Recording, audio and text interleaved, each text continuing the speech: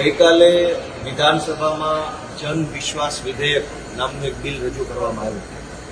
હકીકતમાં જનતામાં વિશ્વાસ નહીં પણ અવિશ્વાસ વધે એવા પ્રકારનો કાયદો ગુજરાતની વિધાનસભામાં કાલે બનાવ્યો.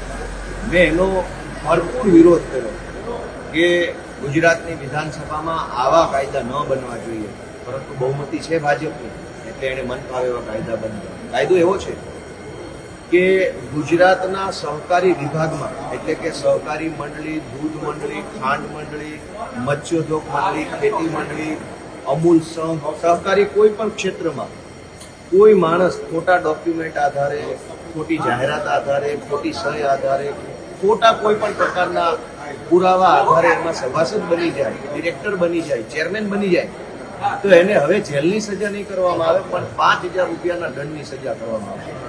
મેં એનો વિરોધ કર્યો કે કોઈ માણસ સરકારના પ્રતિનિધિને, સરકારી માણસની સામે ખોટા ડોક્યુમેન્ટ આપીને જો સભાસદ બને, ડિરેક્ટર બને, ચેરમેન બને તો એને જેલમાં પૂરી દેવાનું. એના બદલે ભાજપની સરકારે ગઈકાલે વિધાનસભામાં જન વિશ્વાસ, હકીકતમાં જન અવિશ્વાસ વિધેયક રજૂ કરી અને ખોટા ડોક્યુમેન્ટ આધારે સભાસદ બનવાનો કે ચેરમેન બનવાનો રસ્તો ખોલી આપ્યો.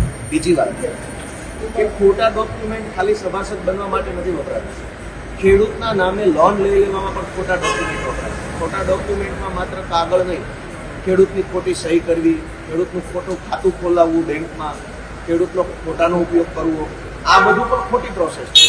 હવે ગઈકાલે વિધાનસભામાં સહકારી ક્ષેત્રનો કાયદો સુધારવા માટે સરકારે એવો કાયદો કર્યો કે ખોટા ડોક્યુમેન્ટ જે કાંઈ પણ છે એ તમામ ખોટા ડોક્યુમેન્ટ કરનાર વ્યક્તિ જો ડોક્યુમેન્ટનો નાશ કરે, ધારો કે ગોપાલભાઈ ઇટાલિયાએ મંડળીના મંત્રી તરીકે ખેડૂતોના નામે 50 કરોડ રૂપિયાની બોગસ લોન, બોગસ ધિરાણ મેળવી લીધું અને બોગસ ધિરાણ મેળવવા માટે ખોટા જેટલા ડોક્યુમેન્ટ કર્યા એ બધું જ સરકારી રેકર્ડ જો ગોપાલભાઈ ગાયબ કરી દે તો હવે એને જેલની સજા નહીં પણ ખોટા રેકર્ડ ગાયબ કર્યા છે માટે એમને 15 કે 20,000 રૂપિયાનો દંડ કરવામાં આવશે.